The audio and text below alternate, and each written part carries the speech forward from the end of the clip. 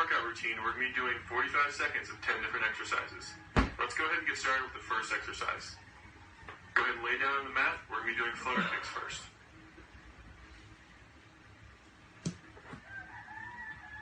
Go ahead and get ready. And begin. Those legs come straight up over your hips. Drop your left leg out first, then cross them back and forth. Nice quick motion, making sure those legs stay as straight as you possibly can.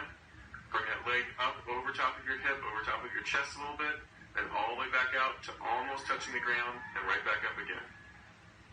Make sure those abs stay nice and contracted the entire time, sucking that belly button in. Just keep that motion going under control.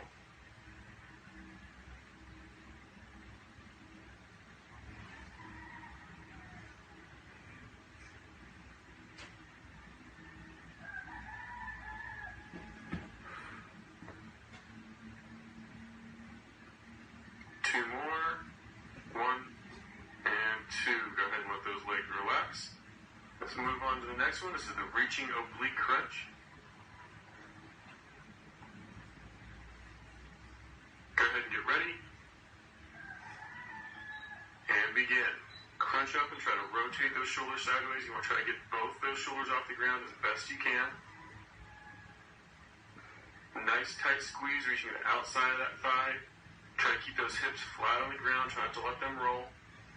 Just keep rotating left to right, reaching across. Try to get a nice tight squeeze of those obliques and those abdominal muscles.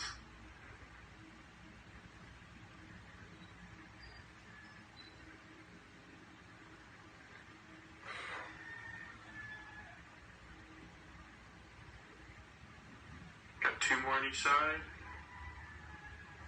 Nice tight squeeze. Keep those abs contracted. And there's your last one right there. Go ahead and let it relax. Next one is going to be the Pilates side hip raise. Go ahead and get ready. And begin. Up on that left arm first, on that left side. Try to keep those knees relatively close together. You're going to try to shove those hips up as high as you possibly can. At the same time, pulling that left shoulder down towards that left hip. Get a nice tight squeeze to those obliques. I want those hips drop back down as far as is comfortable, but don't completely touch the ground. You want to keep just a little bit of a hover, then press them right back up. Nice tight squeeze every single time.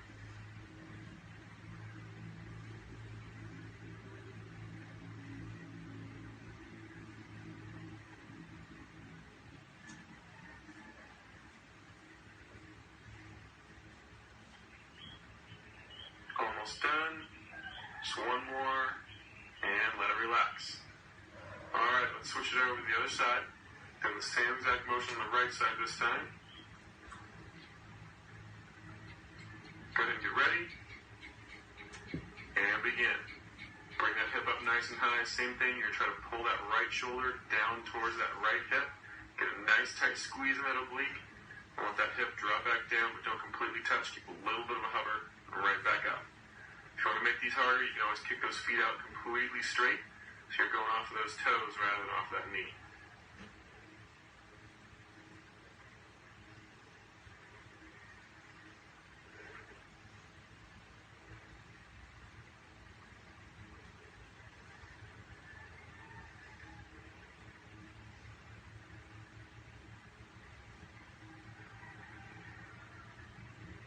Almost done. Just got one more. And let it relax. Alright, moving on to the next one. This is the Russian twist. Sitting up on your tailbone for this one.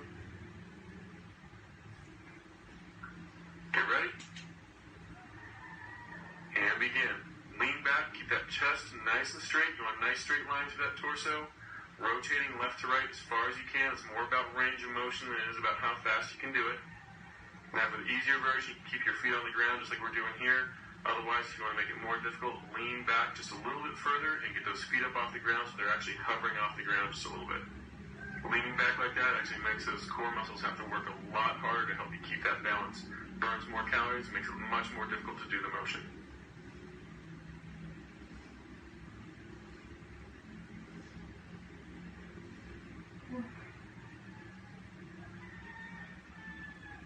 Almost done.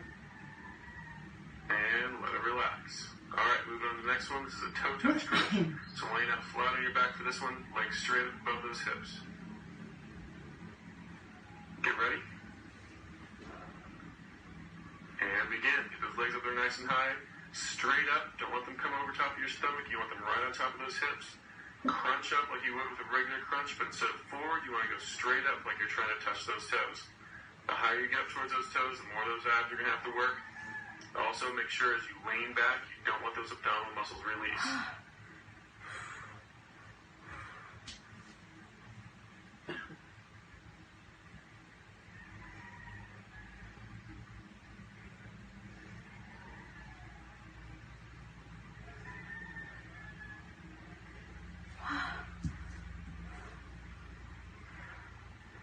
Almost done. Just one more. And let it relax. Alright, moving on to the Pilates leg pulls facing down. Up into that push-up position. Get ready. And begin. Go ahead, get up in that push-up position. Nice straight line from your shoulder all the way down to your ankle. Alternating legs, lifting one then the other. Try to keep those hips as stationary as possible. Now, as you can see here, we're doing our push-up off of dumbbells, and that's just to relieve the tension on your wrist a little bit. A lot of times people have a problem with putting their palm flat down against the ground because that wrist is just a little bit too tight. There's not enough flexibility in there for that range of motion. So this just relieves that tension just a little bit.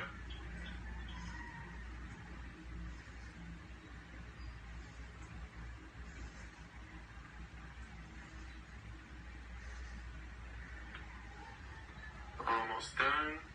Just one more on each side. And go ahead and let it relax. Alright, moving on to the next one is the Pilates leg pull facing up. This is basically done from a reverse plank position. Go ahead and get ready. And begin. Bring those hips up nice and high.